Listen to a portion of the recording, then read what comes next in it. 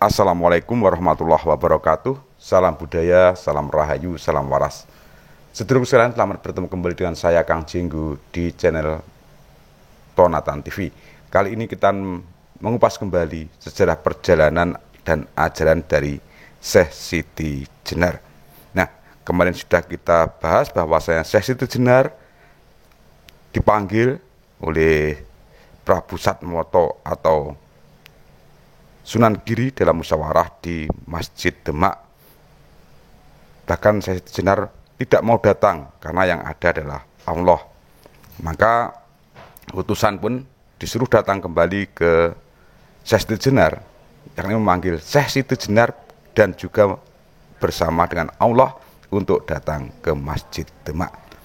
Dan setelah itu mereka adakan diskusi tentang ilmu sufi. Silahkan dilihat di video sebelumnya. Sedulurku yang berbahagia, sebelum dilanjut, saya mohon dukungan panjenengan untuk memberikan subscribe, like, dan komentar pada channel Tonatan TV. Dan bila Anda anggap video ini bermanfaat, silahkan bagikan kepada yang lain.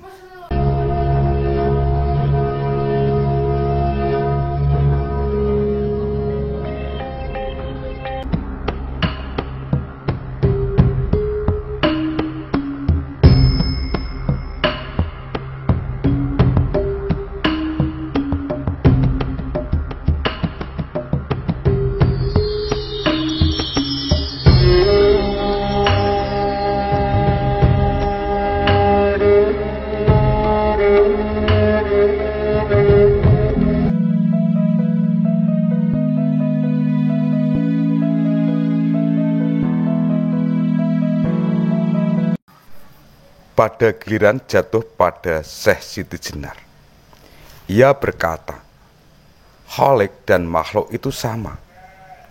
Jadi bila makhluk menyembah Khalik, sama saja dengan Khalik menyembah Khalik. Nabi Adam sebenarnya jadi satu dengan Allah. Dan pada Allah itu hanya sebutan, tidak mempunyai wujud. Muhammad itu pada hakikatnya nur Allah.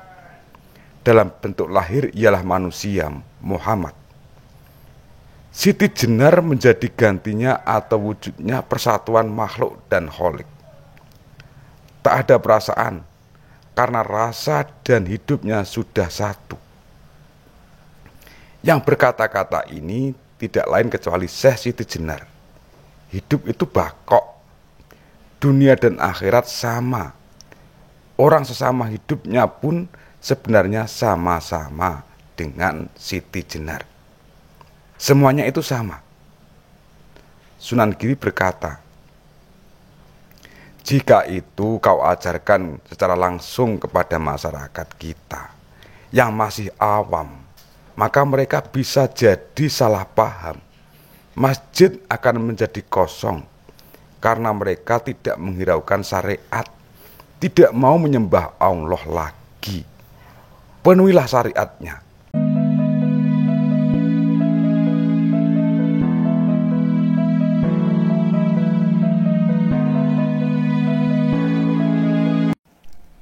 Syekh Siti Jenar menjawab dengan tersenyum, Tuanku, kalau hidup itu hanya dipergunakan untuk sembahyang,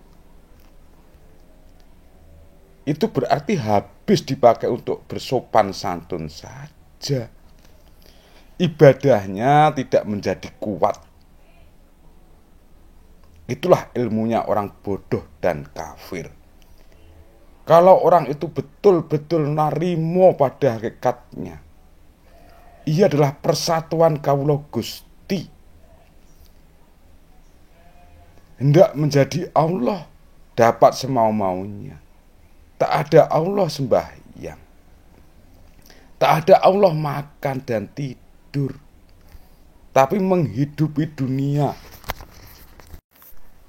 Syekh Maulana Maghribi menyaut, kalau kamu benar-benar Allah dan kamu sudah percaya kepada syariat Nabi, tentu kamu rela untuk mati, Tuan Allah Siti Jenar. tak ada gunanya hidup di dunia hanya untuk mengosongkan masjid.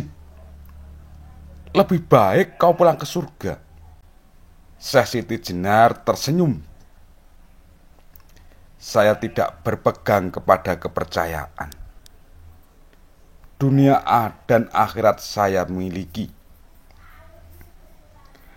Karena apa saja yang kasar dan yang halus adalah milik saya. Semua itu pada hakikatnya adalah saya, tidak lain. Sudahlah, selamat tinggal wali-wali semua. Saya akan kembali.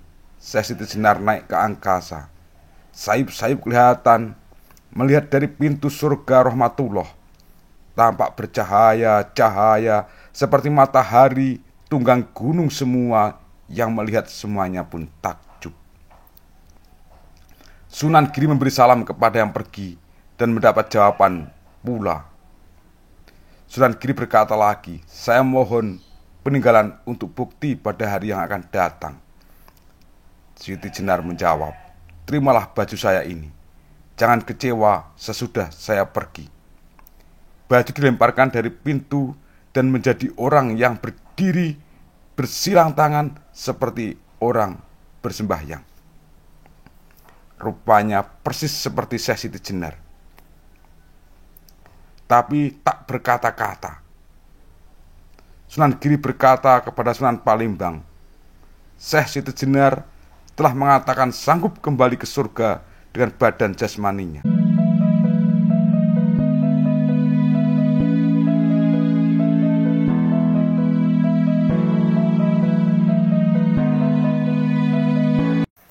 Syekh Maulana Maghribi berkata dengan penasaran, Siti Jenar, kamu berkata rela mati tapi ketika ditikam tidak mempan. Bukankah itu bohong?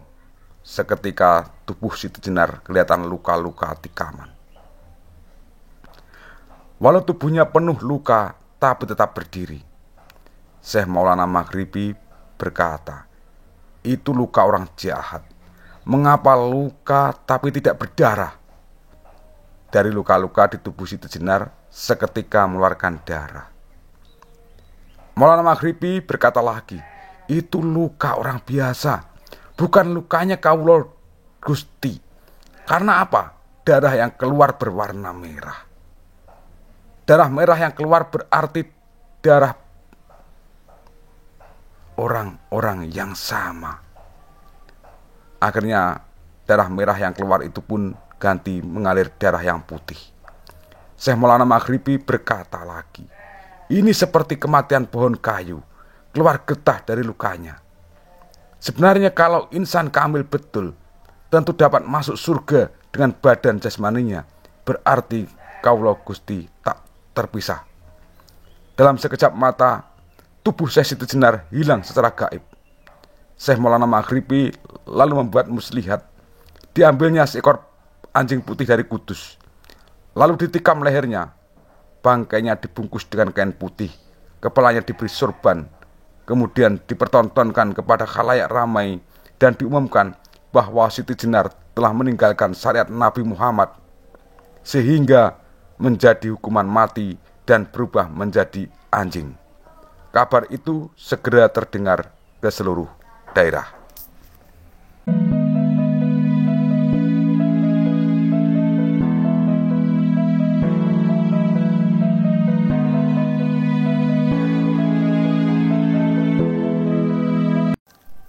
Beberapa hari kemudian, anjing pengganti Siti Jenar dibakar. Setelah api padam, terdengar suara, hai para wali, kamu itu pendeta yang berbuat salah terhadap sesama hidup.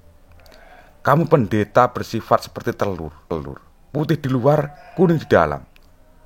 Kamu hanya membuat kesusahan di belakang hari. Saya akan membalas cucu-cucu dan cicit-cicitnya, yaitu pada zaman Mataram. Para wali akan rusak. Ingat-ingatlah, bila pada zaman Mataram itu ada raja yang suka bertapa, pada waktu itulah datangnya pembalasanku. Kalau kamu belum tahu siapa aku ini, dengarlah baik-baik. Saya ini anak seorang pendeta dari Gunung Serandil. Saya kena kutuk ayahku menjadi cacing dan dibuang ke Pulau Jawa. Saya mendapat ampunan Allah SWT dan kembali berupa manusia bernama Siti Jenar. Selamat tinggal. Demikianlah nukilan kisah Siti Jenar versi babat Tanah Jawi Galuh Mataram. Akhirnya terakhir ungkapan ono rino ono upo ono awan ono pangan. Salam budaya, salam rahayu, salam waras. Wassalamualaikum warahmatullahi wabarakatuh.